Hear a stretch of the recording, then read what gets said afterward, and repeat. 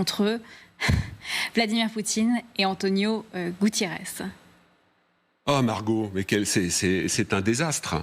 Alors non seulement il y a cette poignée de main, mais il y a l'accolade et l'embrassade avec Loukachenko, le grand démocrate de Biélorussie, qui est au pouvoir parce qu'il a manipulé les élections, parce qu'il a été appuyé par Poutine, et qui n'est plus qu'une espèce de république bananière à la solde de Moscou. Mais comment le secrétaire général, dans cette période de l'ONU, peut aller se rendre à ce type de rencontre, de se fourvoyer avec un criminel de guerre qui est poursuivi pour crime de guerre, pour déportation de population?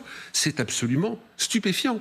Monsieur Guterres avait rencontré Vladimir Poutine au début de la guerre, avant que Poutine soit poursuivi par la justice pénale internationale et avant qu'on découvre l'étendue de tous les massacres du début de l'invasion. Et donc Guterres s'était rendu à Moscou rencontrer Poutine. Il était reparti à Kiev après.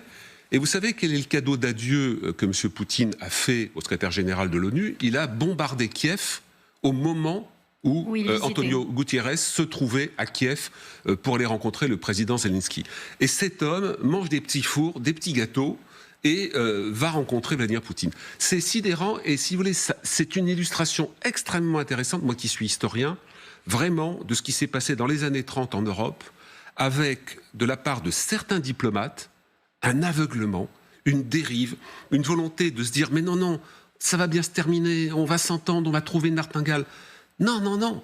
Le professeur Badi, au début du conflit, parlait de guerre mondialisée. Nous sommes dans une guerre de plus en plus mondiale, y compris sur le plan hybride. Là aussi, le ministre Lecornu en parle beaucoup dans son livre, à juste titre. Donc, les cyberattaques, l'action psychologique, les déstabilisations, les fake news, etc. C'est une forme de guerre aujourd'hui qui a un impact puissant. Nous sommes dedans. Donc, ce type de spectacle, alors moi, ça me révulse.